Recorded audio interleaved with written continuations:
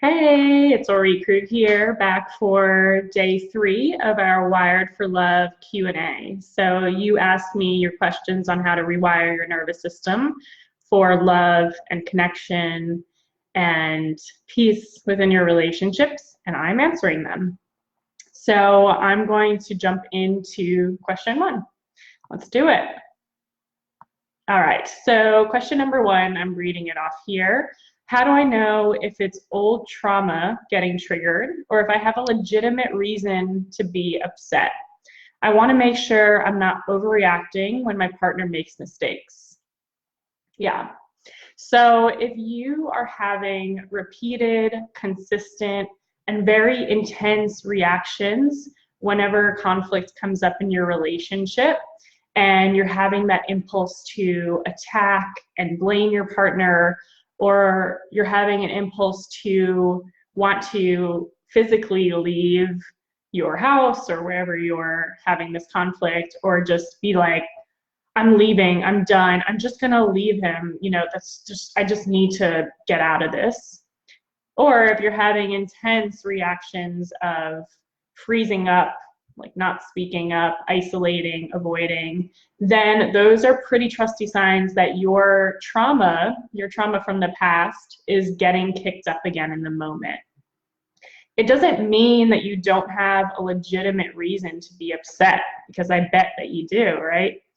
But if you are having such intense reactions, there's really not a reliable way to separate your emotions that you're having in the moment from the emotions that are associated and remembered in your amygdala and your body that occurred with the trauma. So I want to say that these, having intense emotions in your relationship is really normal to have. So we all go through rough patches in our relationship sometimes, and usually they're unexpected conflict that just kind of comes up.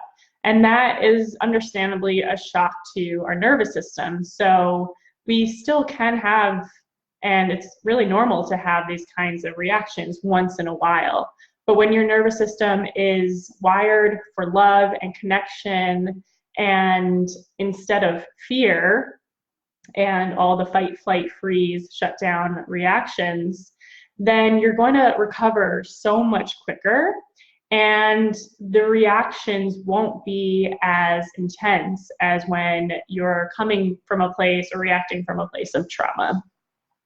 So if you want to learn how you can rewire your nervous system to a point where you can stay calm and stay in a state of regulation even during those rough patches, so you can recover quickly and maybe even still be like, say I love you during this, these rough patches, because how hard is it sometimes to like reach out your hand and say I love you even when you're so mad at your partner.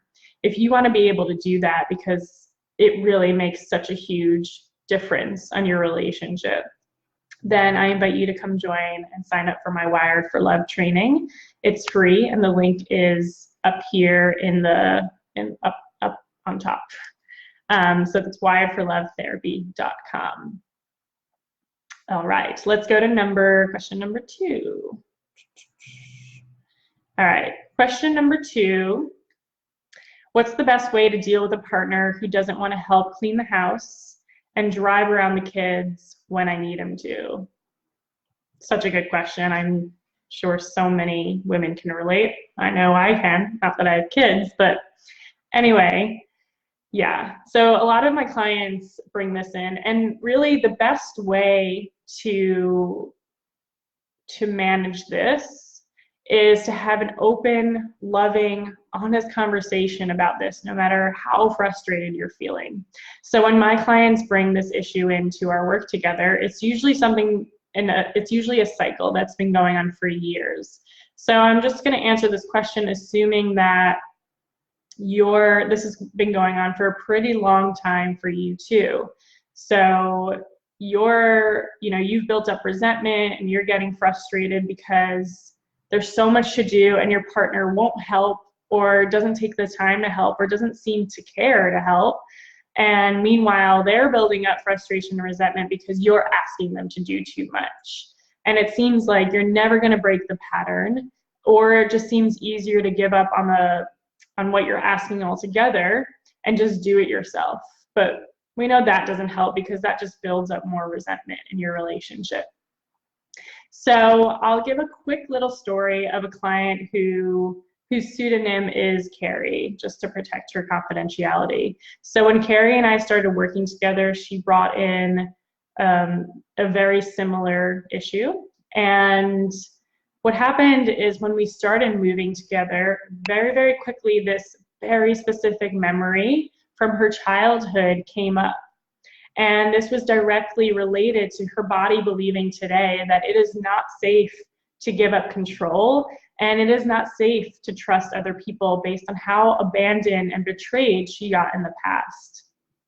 And again, this was kicked up by a really specific memory just through a certain movement that we were doing together. And this really gave her the insight that she actually hasn't created the space to let in, to allow her partner to help in the way that she really wanted him to. Instead, when she asked her husband to help around, she had a very strict and rigid way of needing it to be done. And so she really needed control throughout the whole thing and didn't trust him to do it in a way that, you know, maybe it was his own unique way, in a way that was going to be okay for her. So with this realization, she was able to let go of control more and break this pattern. So maybe this isn't your specific story or the specific trauma that you're still bringing into your relationship, but from my personal and professional experience, there is very, very, very likely the chance that you're still holding on to unresolved traumas in your nonverbal subconscious that is perpetuating this cycle in your relationship. And that's not to say that it's your fault, because it is not your fault, but that you actually have an equal part in contributing to this pattern just as much as your partner does. So if you want to understand how you can access and release those traumas from your nonverbal subconscious, and really what the nonverbal subconscious is, and why, and that most healers, most trauma therapists don't really even know what it is or work with it, and why you need to release those memories from that place in order to break these old patterns from your past that you're still bringing into your relationships, and be extremely pleased with how willing your partner is wanting to help and wanting to contribute and wanting to be in this partnership with you. So if you want to learn how to finally break that pattern, then again, I encourage you to sign up for my free Wired for Love training.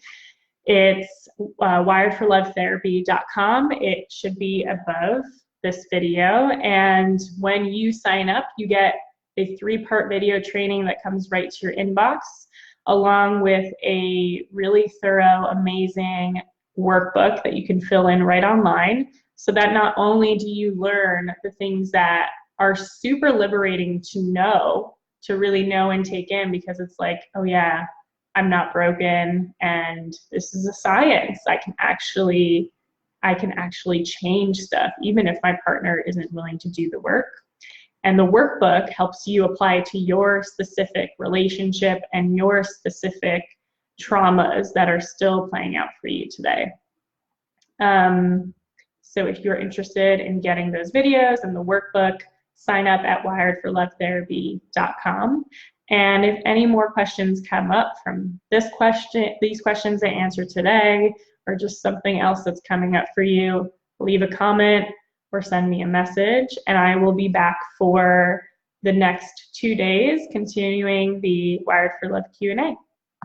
All right, thanks for coming, thanks for joining, and thank you so much to those who have asked your questions. Really appreciate it.